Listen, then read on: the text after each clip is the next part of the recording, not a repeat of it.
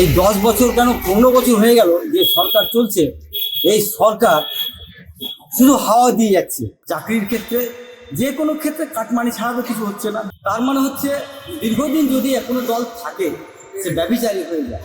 সবচাইতে চিন্তা কবে তিনি যাবেন। পশ্চিমবাংলা অন্যান্য রাজ্য থেকে আলাদা। এই 10 বছর কেন 15 বছর হয়ে গেল যে সরকার চলছে, এই সরকার শুধু হাওয়া দিয়ে যাচ্ছে। সাধারণ মানুষ কোনো কিছু পাচ্ছে না। চাকরির ক্ষেত্রে যে কোনো ক্ষেত্রে কাটমানি ছাড়া তো কিছু হচ্ছে না।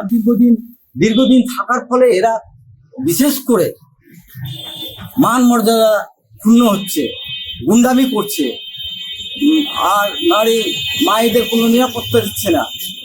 তার মানে হচ্ছে দীর্ঘদিন যদি কোনো দল থাকে সে ব্যভিচারী হয়ে যায়। আমরা মনে করি যে খুব তাড়াতাড়ি এই সরকার যদি চলে যায় তাহলে আমরা সুখী থাকবো। আমি ব্যক্তিগত এক নাগরিক হিসাবে বলছি। আর সব থেকে বড় কথা হচ্ছে, যখন এসছিল তখন অনেকেই ভাবছিল যে মা দুর্গার রূপ, 34 বছরের অপশাসনকে সরিয়ে সরকার এসছে। কিন্তু 1-2 বছর পরে সেই অসীম দুর্নীতি, যে দুর্নীতি বলা যায় না, এমন কোনো জায়গা নেই যে দুর্নীতি নাই।